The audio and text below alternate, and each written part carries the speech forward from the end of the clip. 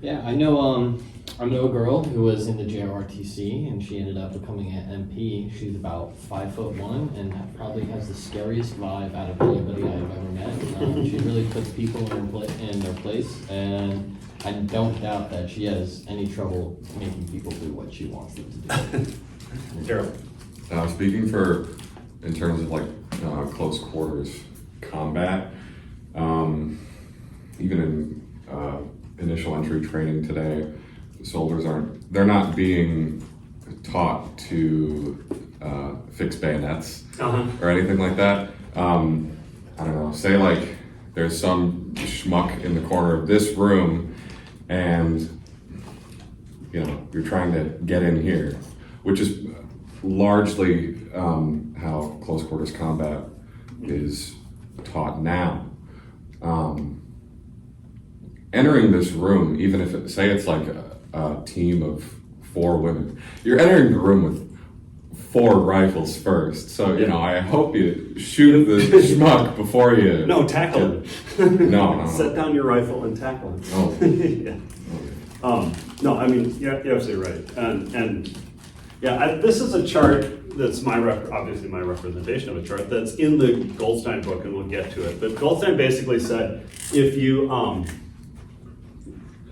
plot strength and the number of men and women who have that strength, you will get a bell curve, meaning that some men are a small number of, I'm sorry, there should be number and that should be strength, sorry.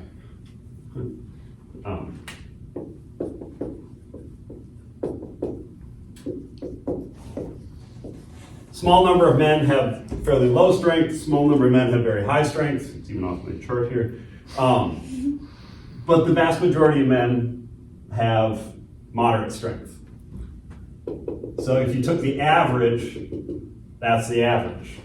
And you can say this is bench pressing or deadlifting or whatever, however you want to measure strength, or muscle mass, or et cetera.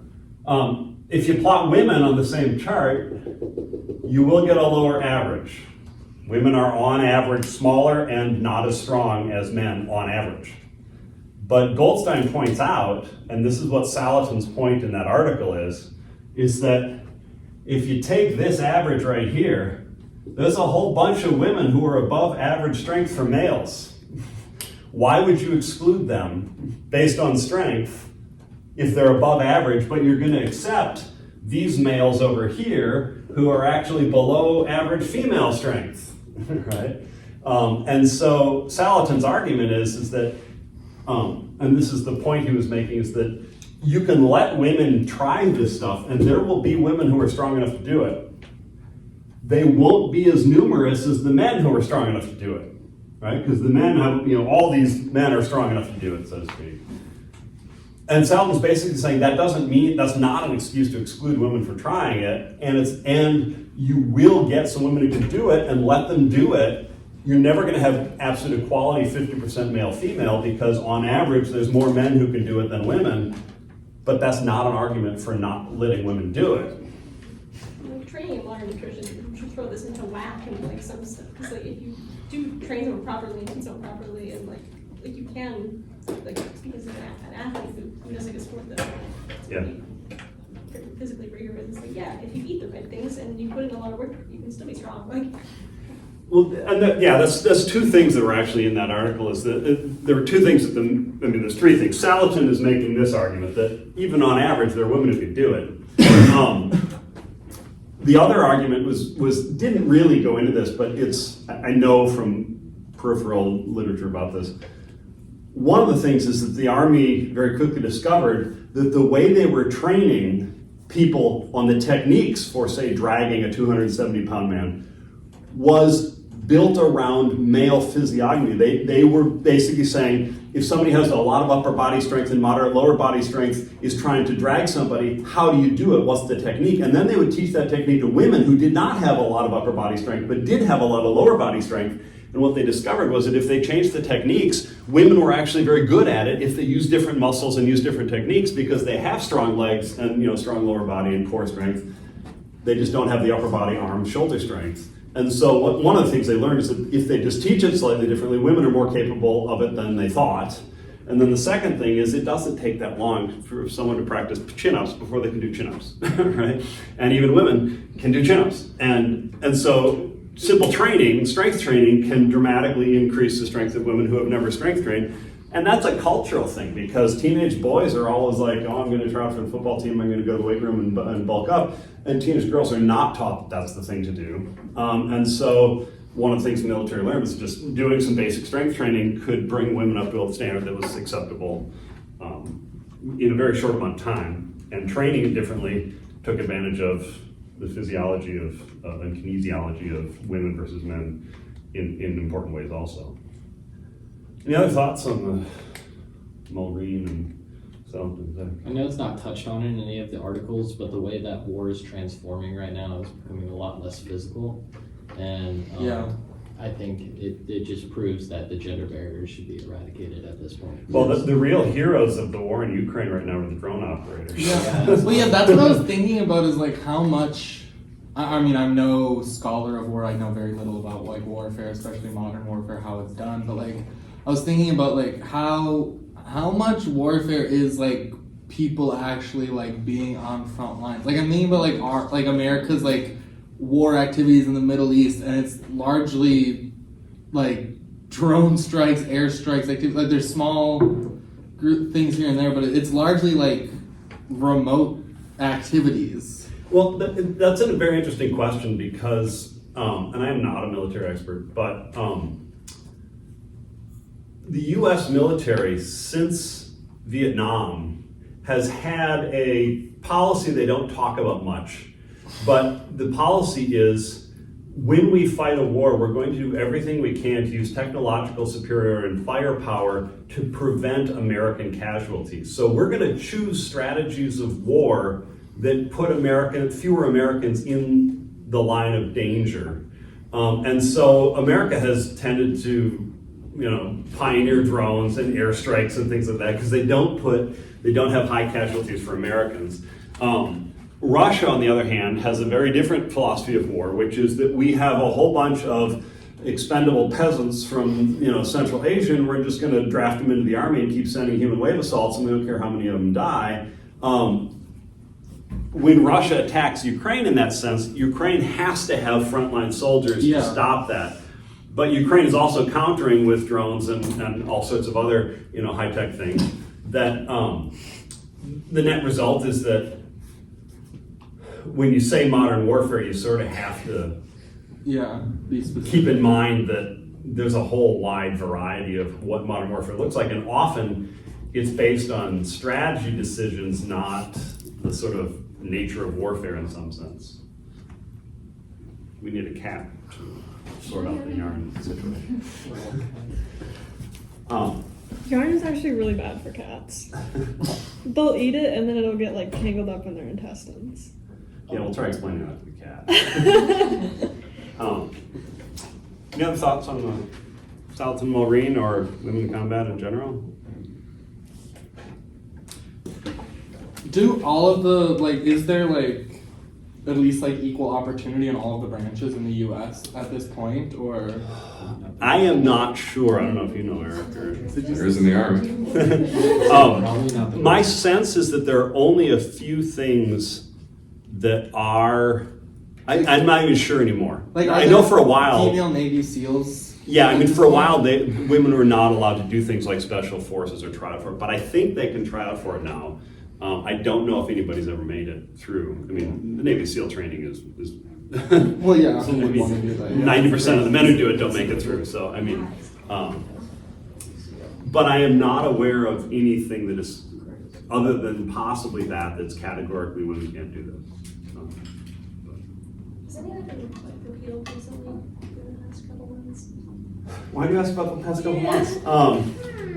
I am not aware of that. I will say that the rhetoric around attacking DEI is built exactly on the logic we came across in this article, which is if the argument that we want merit, not DEI, is the argument that if women and minorities are doing it, we must have lowered our standards, which is built on the assumption that women and minorities can't do it. Wow. I will say, I was completely oblivious to like before, I guess I'm like admitting ignorance right now, but like before like reading these articles, I was completely oblivious to like women not being allowed in combat roles. I was reading them and I was like, that is so recent. Yeah. Oh, yeah. I mean, that was 2014. It was when the U.S. Yeah. military started experimenting with it. Now they have since then. I mean, there's a significant number of women in combat roles. Yeah. And if you simply get into sort of Ukrainian, Twitter, Blue Sky, whatever, you will see picture after picture after picture of women in Ukrainian military. Yeah. Because it's But- part of their like online presence, like Yeah. the other like part of like warfare. And oddly enough, it's also really good-looking women who are in combat. Right? Oh, of course. Eric. That's deliberate. Yes. Yes. It's to get the. Anyways. Oh God.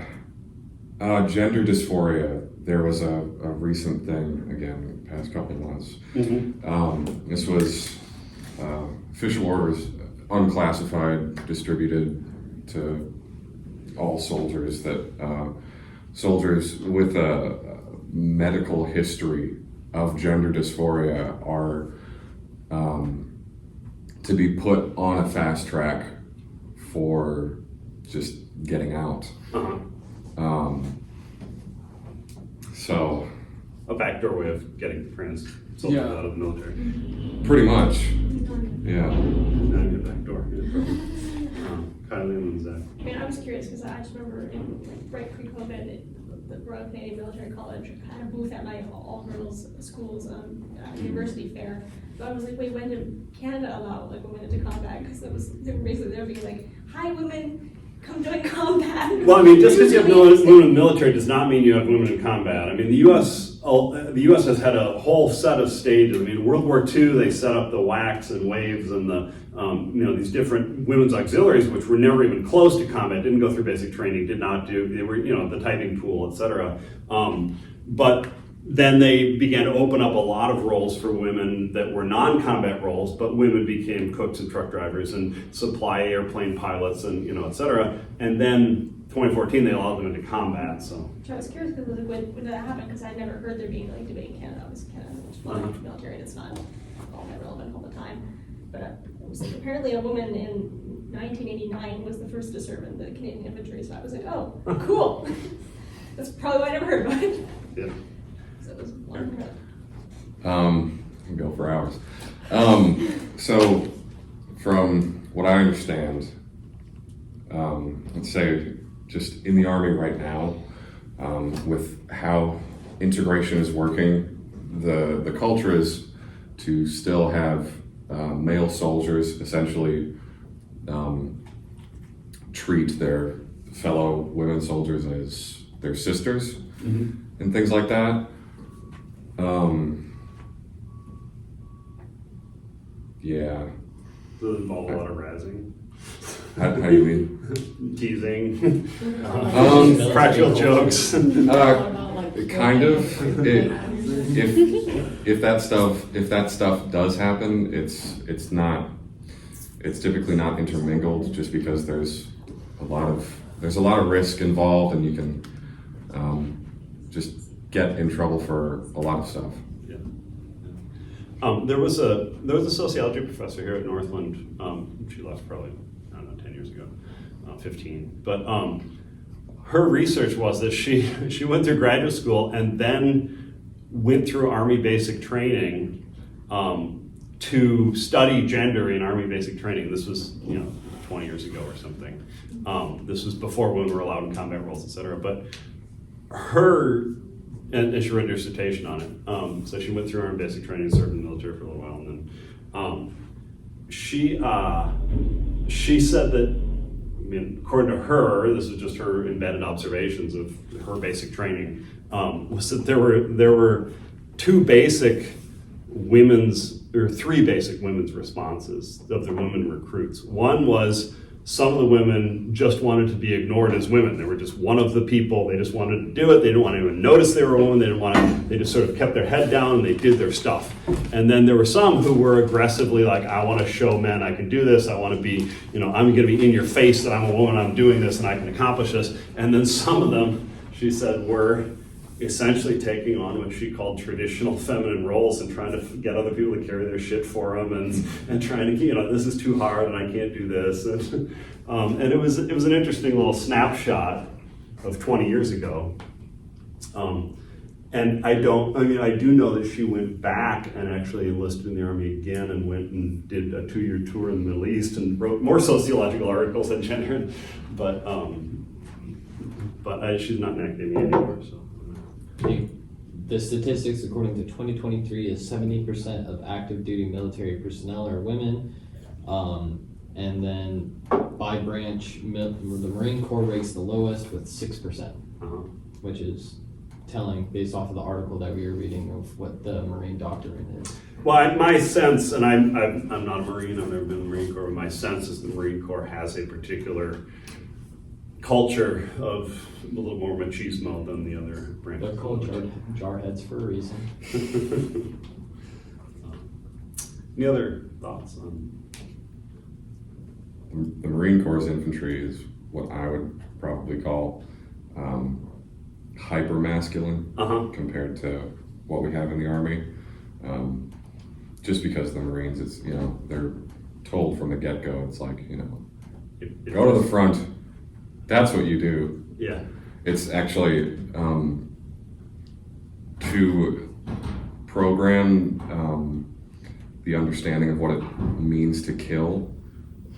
Being in the infantry, it's in the Marine Corps, it's much more intense than in the Army, which I want to, whoever decides to go in the infantry in whichever branch now, I think it's, when they sign that contract, I think it's a good practice to really try and instill that reality, because a contract has been signed and there is a job that you're going to be forced to do no matter what. Well, I don't know. It's all circumstantial. This is the thing with the military is that shit just changes all the time on the fly, and sometimes it's better not to worry about where you're going or why, because you're a PFC. Nobody tells you anything. Yeah, they just tell you where to go and what to do. Yeah, but also to understand a certain reality can help. And me personally, I don't care if you're sex or gender. I don't know. I'd rather to understand if you can just do your job, and if you can't, I want there to be people who won't give up on you and will either find a job you can do or teach us. Keep working on it. Well, yeah, there's also so many roles in the military now.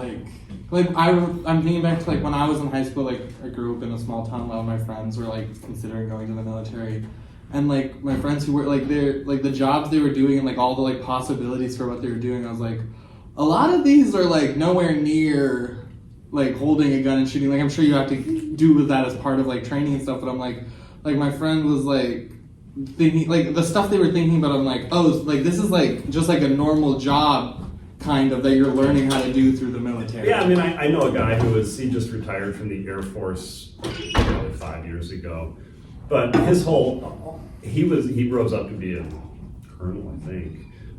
But his job was just logistics. All he did was made sure he managed the routine maintenance, parts procurement, and maintenance schedules for F-35 fighters. Yeah. And that's all he did for 25 years. He essentially had an office job. Yeah, exactly. And he retired from the Air Force and then immediately joined a private company that contracts with the Air Force to do exactly what he did before. So he's for a little better paycheck, probably. Yeah, he's probably making close to $500,000 a year. Speaking on that, both my brothers are in intelligence for different branches. One of them worked in the same division Snowden did for the NSA, and the other one. Did he know Snowden? Yes, and he said he should have just talked to his superior officer. Everything would have been figured out. And I kind of raised my eyebrow at him, and I was like, "Really?" And then the other brother, I can't. He's not able to talk about what he does, but I know he works on a ship that does intelligence, so I assume it's where the ships go. Yeah. Interesting. My dad was a mathematician for his whole career, and he got a phone call in the 90s, and he was kind of surprised. There was a reporter saying they just arrested the Unabomber, Ted Kaczynski, and he was a mathematician. He had a PhD in mathematics, and he actually published some things. And you're one of only 2 people in the entire world who has ever cited Theodore Kaczynski in a footnote. We're wondering if you could talk about it. My dad's like, what? I cited the Unabomber in a footnote? Oh, dude. That's a crazy connection. It is. It's a crazy phone call to get. Yeah. Any other thoughts on Salson, Maureen?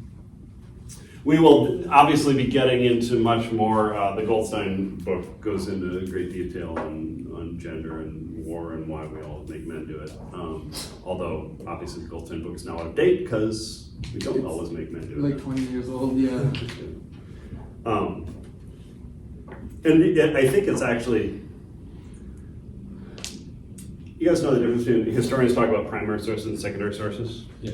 Primary sources are things that were generated at the time period you're studying, and secondary sources are things that are generated later and are an analysis or a commentary on the time. Well, what historians write is usually secondary sources, but if historians' stuff gets old enough, it becomes a primary source for studying the time period they wrote it. So the Goldstein book is now a document in the long debate about women in the military that led up to women being allowed into the military. And it's an interesting snapshot of how he's thinking about it and how people were thinking about it in 2003. In 2014, the U.S. military began to allow women into combat roles.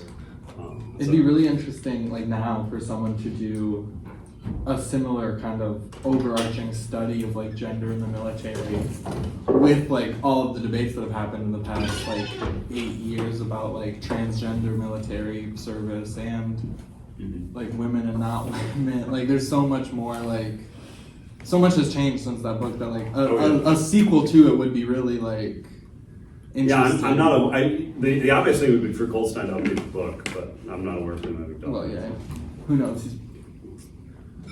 All right, let me start talking about something more depressing. The Depression. The Great Depression. It wasn't that great. Pretty big. It kind of sucked. The terrible depression, really. I prefer listing it as major. The major depression. No, that's just one time. Oh. Yeah. Gotcha.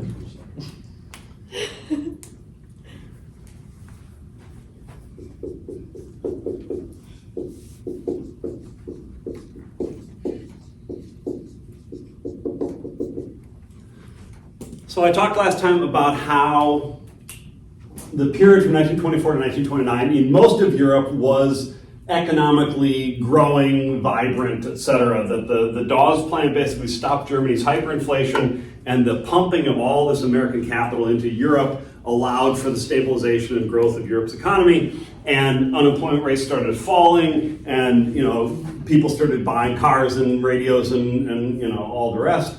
And so Europe saw a real period of prosperity, and that corresponded, as I said, with the Roaring Twenties, which was this, sexual liberation, a new consumer culture, women taking on all sorts of new roles, new fashions, etc. And all this comes crashing down in the early 1930s. Essentially, because of, this really shows just how interconnected the global economy is.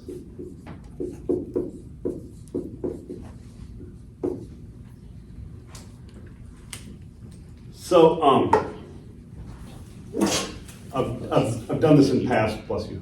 Thank you. I've done this in past lectures, so some of you might already heard this, but does everybody know what a stock market is and what it does? Yeah. Rarely. Does anybody want me to explain a stock market? I'm happy. No. Well, right now what it does is go down. Yes. So throughout the late 1920s, the stock market had been going up consistently. And this was partly because, people can buy stocks because stocks have a dividend. So if you own a stock in a company, you own part of the company, and every quarter, every 4 months, or 3 months rather, the company has to issue a statement saying, here's how much money we made, here are our expenses, and here's how much profit we made. And then they divide that profit up amongst all the stockholders, and they send a check, a dividend check, to every stockholder saying, this represents your percentage of the profits. And so, if there are 1 million stockholders in a company and they make $6 million profit, everybody gets $6 for every share of stock they have, right? So no, that's a lot of money if you've got 100,000 shares of stock, but it's not a lot of money if you have 1 share of stock, right? So most people actually in the 1920s did not make their money in the stock market off of the dividends. Instead, what they were doing was speculating on the price of the stocks themselves. They knew that because the economy was growing, everybody expected companies to do well, and so they expected future dividends to be better than current dividends. And so people wanted to buy stocks on the assumption that future dividends would be good, but people noticed that meant that the price, if everybody's trying to buy stock, the price goes up. If nobody's trying to buy stock, the price goes down, right?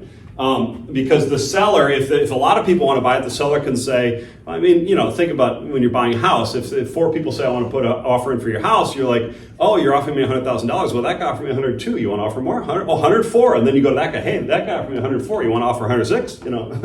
So the price goes up or down, depending on demand. And I can tell you from personal experience, if you're selling a house in a bad market, you leave it on the market for 3 months and nobody makes an offer and you lower the price $10,000 and do it again and then lower the price.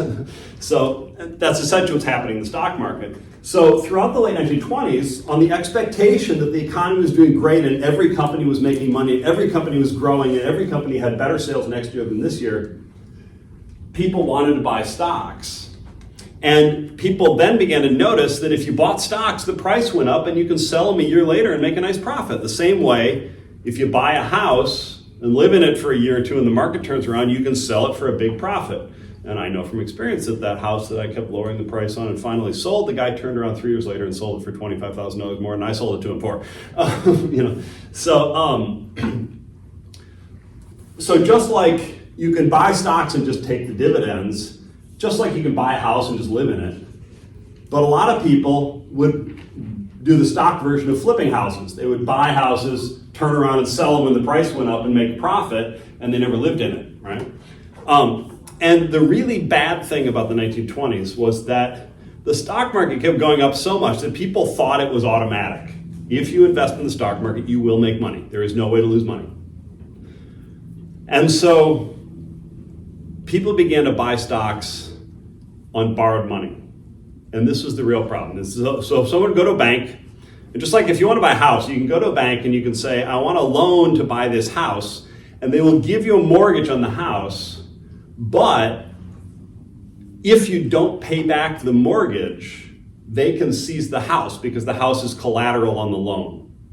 So it's written right into the loan that legally, if you don't pay the mortgage, they can take the house. And the same with car loans and things like that. So what people would do is they would borrow $1 million from the bank and say, I'm going to buy stock, $1 million in General Motors stock with it. And if I don't pay back the loan, you can take the General Motors stock. And that's great as long as the price of stocks keep going up, because you can borrow $1 million, buy a bunch of General Motors stock, make 3 monthly payments on it, but have the stock double in value in that 3 months and sell it for a huge profit and pay back the loan, and you're just walking away with money, right? It's easy money, you can't lose. So a lot of this was happening. And the more people realized that you can't lose money on the stock market, the more they wanted to invest in the stock market, the more people started buying stocks, and the more people buying stocks, the more the price goes up. And the more the price goes up, the more people jump into buying stocks, and the more people buying stocks, the more the price goes up, the more the price goes up, the more people buy stocks. So this is called a bubble. It's just keeps getting bigger and bigger and bigger, but sooner or later bubbles burst, right? And the classic bubble, which some of you heard me talk about before, is tulips in the 1600s. I know you're going to say that's a bulb, not a bubble. In the 1600s, tulips became all the rage in Holland. And people began to buy and sell tulips, and the price of tulips started going up because tulips were not that common, but everybody suddenly wanted tulips, and so people were bidding for tulips, and the price was going up. And a lot of people realized that you could, even if they didn't want tulips, you could buy 1,000 tulip bulbs and wait 3 months and sell it for twice as much money. So tulip bulbs were a great speculation. And as people began to realize that you could make money on tulip bulbs, more people wanted to buy tulip bulbs. And so everybody's buying tulip bulbs, which drives the price up, which makes everybody want to buy more tulip bulbs, which drives the price up more. It was a bubble, and it got to the point that tulip bulbs were selling for the equivalent of like $25,000, $30,000 a bulb, which is batshit crazy, right? And of course, the tulip bubble burst, and suddenly tulips went back to $1 a bulb or something, right? And people lost lots of money. So, what are the factors that make a bubble finally burst? Because it seems like just people realizing that like the price is batshit crazy. It's like it wouldn't happen all at once. Like one person would say, like one person would notice, might mention to another person, and that person's like, well, you know, we're getting rich anyway, it doesn't matter. And like it doesn't seem like it would be some like all at once moment. It's not. There's usually a triggering moment, like somebody who has a lot of tulip bulbs suddenly gets panicky and starts selling them all, and then everybody else is like, wait, what? There's a whole lot of bulbs being sold? Everybody thinks the bubble's gonna burst, and as soon as they think the bubble's gonna burst, it will burst because everybody starts dumping their bubbles. So it's a group panic thing. A bubble is a group think phenomenon, and the bursting of the bubble is also a group think phenomenon because everybody is aware. If tulip bulbs are selling for $25,000 each, everybody at some level knows this is crazy and it's going to burst at some point. And they want to make sure they sell the second it bursts. They want to stay in there as long as possible to make the most money, but then as soon as it's bursting, they want to sell, right? And that's what makes the bubble bursting so explosive, so rapid, so fast.